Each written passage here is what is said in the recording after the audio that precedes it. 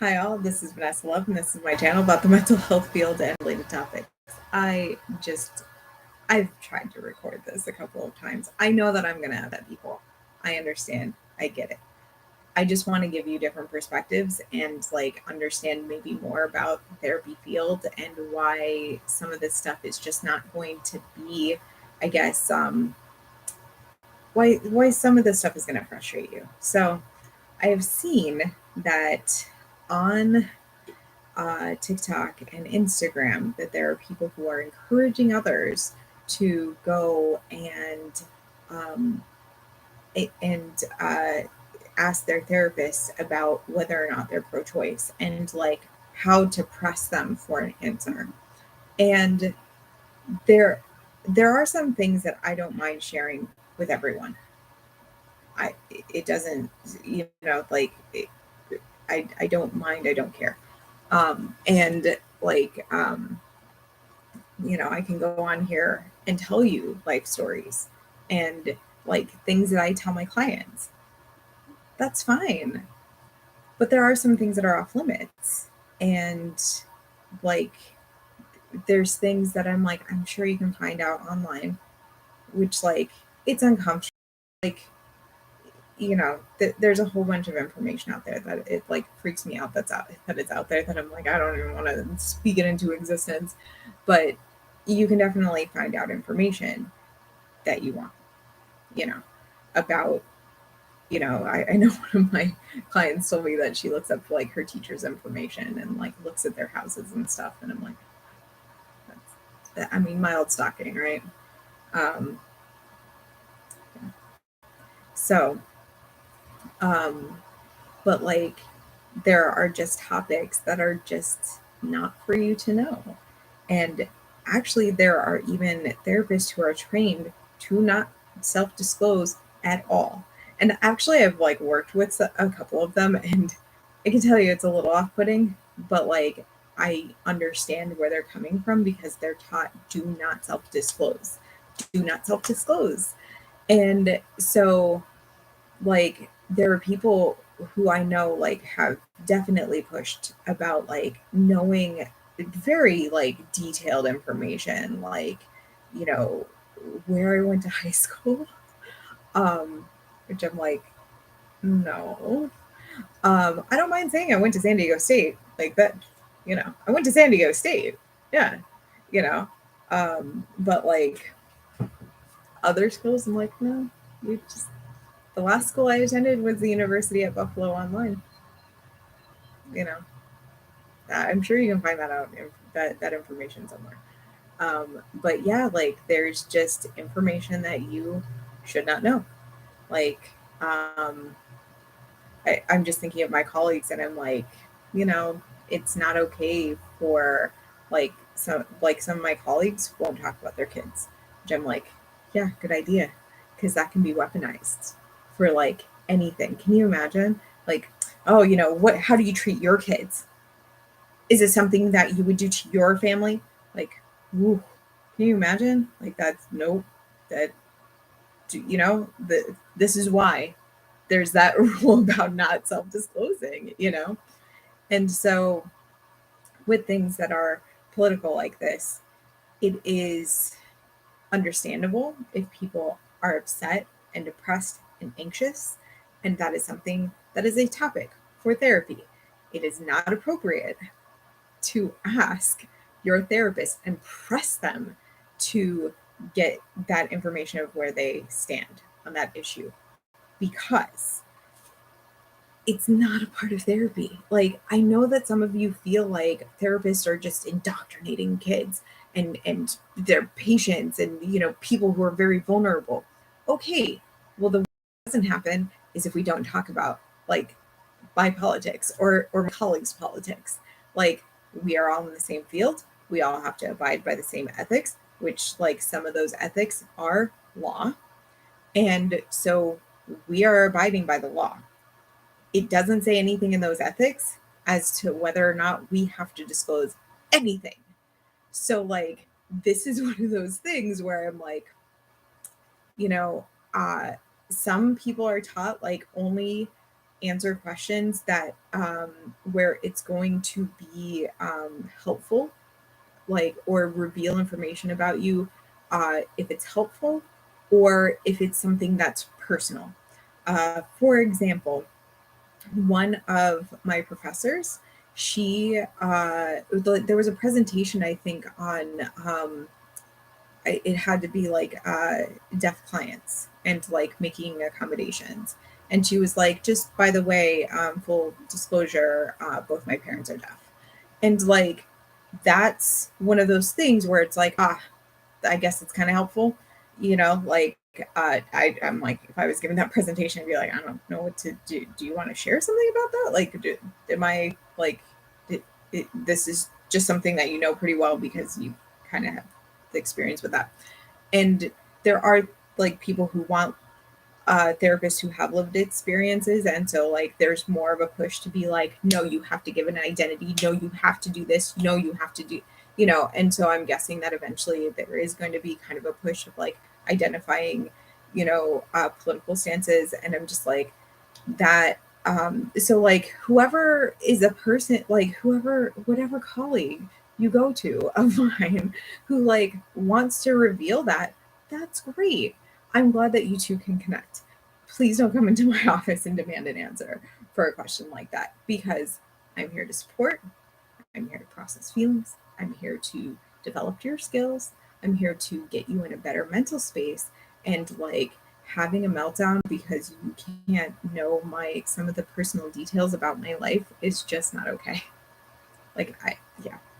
The other thing is that like I've had clients with a whole variety of different experiences with pregnancy, with parenthood, with abortion. So, like, this is one of those things where I'm like, kind of like anyone can walk through the door.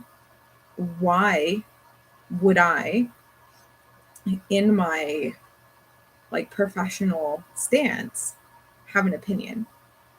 Like, also, if I have an opinion, I don't want to influence my clients.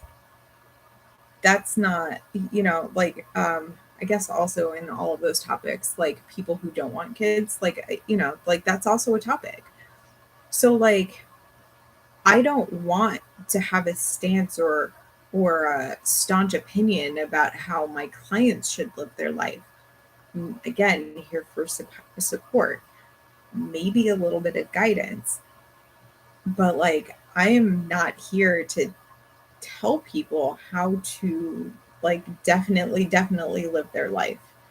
And like my like it like this field isn't about giving advice. I hope you understand that. This field is about supporting people through very, very difficult parts of their life and like helping them process feelings. And there can be a whole lot of different feelings there. And I am not the person to tell them what they should or shouldn't be feeling. I can tell them what's appropriate and not appropriate and in the scope of therapy. Like, if like I know that there's this kind of joke about like, oh, sometimes my clients will go over like all the details of like, their grandmother's very dry apple crumble or something. And it's like, yes, that is a part of it.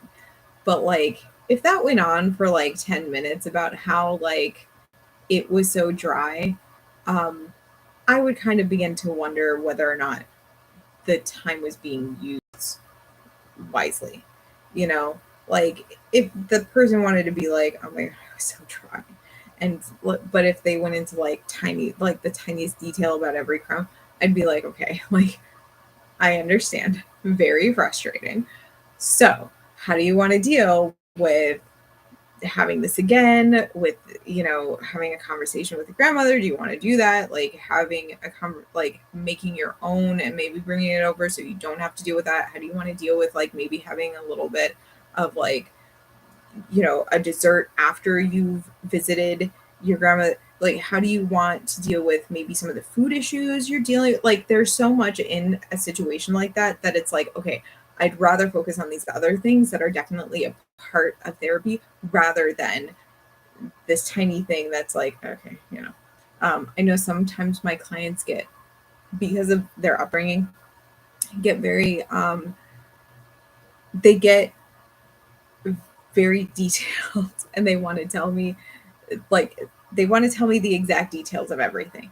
Like, they'll be like, oh yeah, like I went to this, let's say it was Chili's, and I had a salad. No, my date had a salad. No, I had chicken nuggets. I had chicken nuggets, and I had a sweet tea. No, sorry, it was a Coke. Like, I just need to know that you went to Chili's.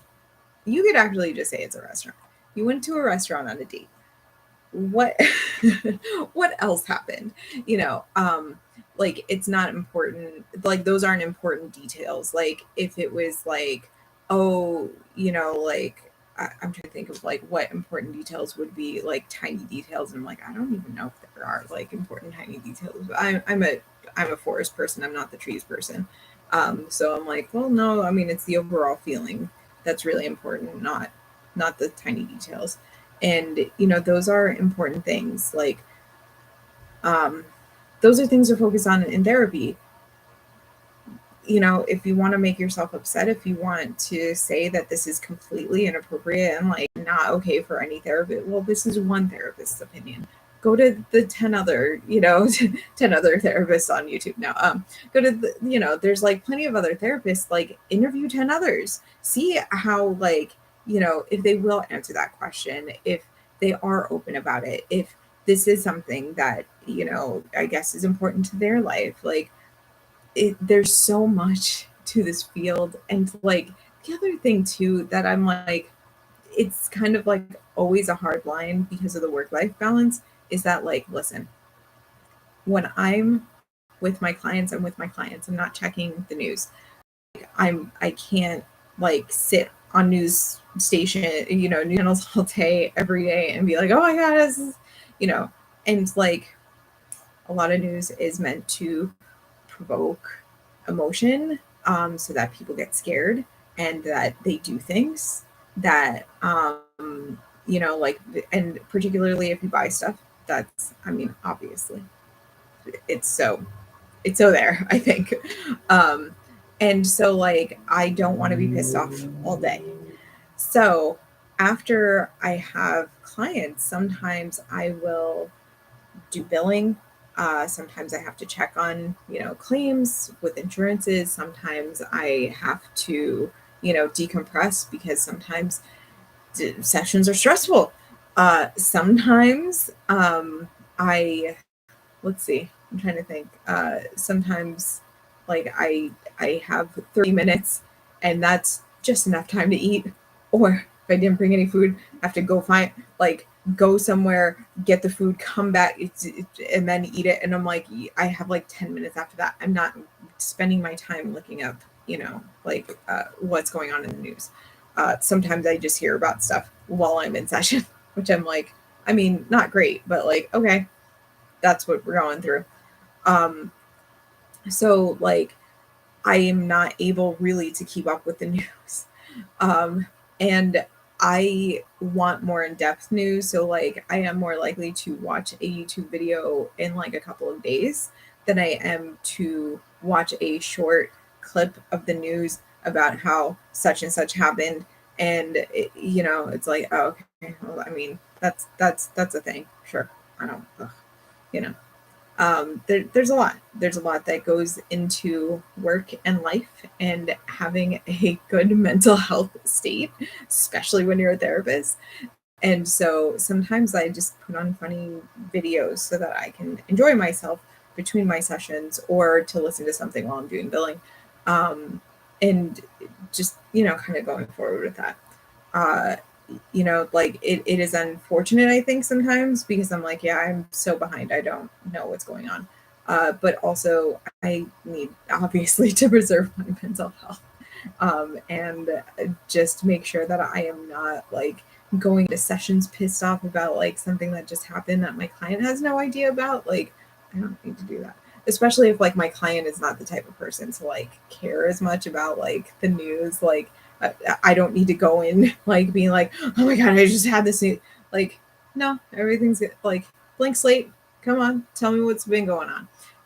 That's it. You know, I hope that's helpful for you. Again, this is one therapist's opinion. I'm in private practice in the Northeast of the United States, and I mean, maybe that won't always be a thing, but like that's where I am right now. Yeah. All right, I will talk with you soon, and I hope you have a great day, and I hope that was helpful. Great, thanks.